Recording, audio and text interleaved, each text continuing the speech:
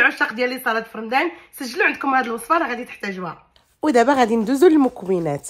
اذا عندي 200 غرام ديال لي بات اللي خصنا نسلقوهم الدنتي، يعني ما يكونوش طايبين حتى كيتعجنوا. غادي نضيف عليهم طوماط سوريز مقطع على جوج، بصله صغيره مشلضه، عندي هنايا نص خياره اللي قطعتها مربعات صغار، شويه ديال الزيتون كحل دوائر، شويه ديال المايس على القياس اللي بغيتو، وشويه ديال الفخوماج مقطع مربعات.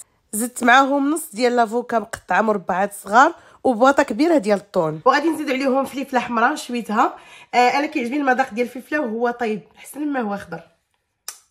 بالنسبه لاصوص غادي نحتاجو تقريبا نص كاس ديال زيت البلديه، 2 معالق ديال الخل، 2 معالق ديال عصير الحامض، معلقه صغيره عامره ديال الزعتر، معلقه كبيره ديال الحبق، درت تقريبا واحد 10 ديال الوريقات. غادي نزيد الملحه وشويه ديال البزار، وغادي نسدو القرعه ديالنا وغادي نخلطو مزيان هاد المكونات. من بعد ما وجدات لينا لاصوص غادي نكبوها على لاصالات ديالتنا وغادي نخلطوا المكونات ديالنا مزيان مع لي بات. باش تجيكم لاصالات عاطيه المنظر اكثر، ففي الفوق غادي ندير فوق منها هكذا زميتينات كحلين، نزيدو عليهم شويه ديال الطون باش نبانو سخيين، شويه ديال المطيشه سوريز من الفوق، نزيدو شويه ديال الفرomاج بارميزون اللي قطعته غير بليكونوم.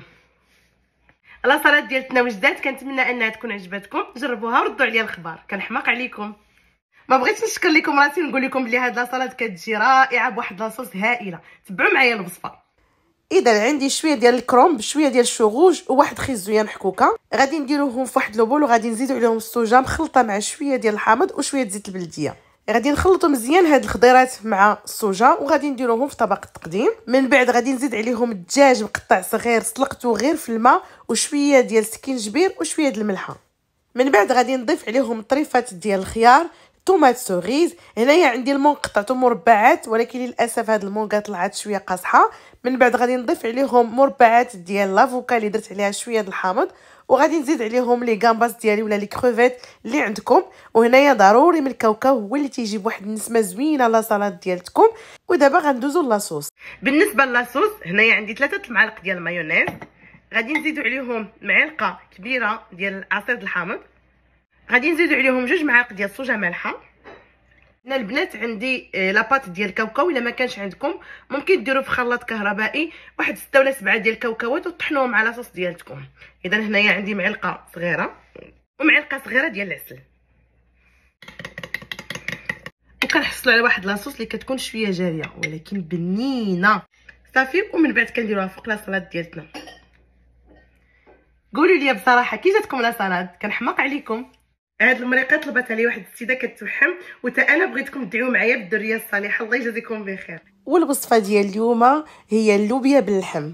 تبعوا الطريقه ديالي ما غاديش تندموا عليها، واكثر من هذا كتجي بنينه وسهله. عندي كيلو الا ربع ديال اللحم، زدت عليهم بصله كبيره مشلضه و3 ديال الثومات محكوكين. غادي نديروا الملحه، معلقه صغيره ديال الخرقوم بلدي، معلقه ونص ديال السكينجبير، نص معلقه ديال الابزار، ومعلقه صغيره ديال التحميره. انا المرقه ديال اللوبيا كتعجبني تكون حمراء، ما بغيتوش ما ديروهاش. وراس معلقه ديال القزبور البلدي كيزيد للمرقه ديالكم واحد المذاق خاص. ضفت عليهم 3 المعالق ديال القزبور معدنوس، شويه د الحامض مصير، وضفت الماء. البنات صدقوني ماشي حيتاش قلينا المرقه اولا ما قليناهاش كتجيب لينا المرقه خاطره، لا، طريقه الطياب. يعني قد ما المرقه ديالتكم طابت واحد العافيه اللي هي ناقصه ومهيله مده طويله، قد ما المرقه ديالكم كتعقد وكتختار وكتجي زوينه. المهم من بعد زدت عليهم 400 غرام ديال اللوبيا خضراء ودرتها طيب. هنا البنات راه ما درتش كوكوط، غير الطنجره عاديه صافي. وملي طلعت الغليه زدت عليهم الزيت البلديه. يبان لكم بلي كثرت الزيت، ولكن صدقوني هاد المرقه كتبغي الزيت شويه زايده. ملي دازت تقريبا واحد 20 دقيقه زدت عليهم 3 ديال البطاطات ونقصت على المرقه ديالي وخليتها كطيب على خاطرها. وشوفوا لي المرقه كيفاش جات معلكه، واخا انايا كاع ما قليت. كانت هذه هي الوصفه ديال اليوم، كنتمنى ان طريقتي تكون عجبتكم وكنحماق عليكم. كوكو بنات، سلام. اليوم غادي نشارك معكم لي بروشيت ديال الدجاج على طريقتي مع جميع الاسرار باش يبقى لكم الدجاج ديالكم طري. تبعوا معايا الوصفه. بالنسبه للكيلو ديال الدجاج عندي الملحه والبزار، معلقه صغيره من التحميره ومن سكينجبير ومن خرقوم البلدي ومن الزعتر. غادي نضيف عليهم معلقه كبيره ديال عصير الحامض، شويه ديال الموطارد و3 المعالق ديال زيت ارغان وتومه بودغ. الا ما كانتش عندكم ديروا التومه العاديه. صافي غادي نخلطوا وغادي نزلقوا لي بروشيت ديالنا. البنات من بعد ما قديت لي بروشيت ديالي درتهم في هاد لي صاك ديال الكونجيلاسيون وغادي نديرهم في الكونجيلاتور.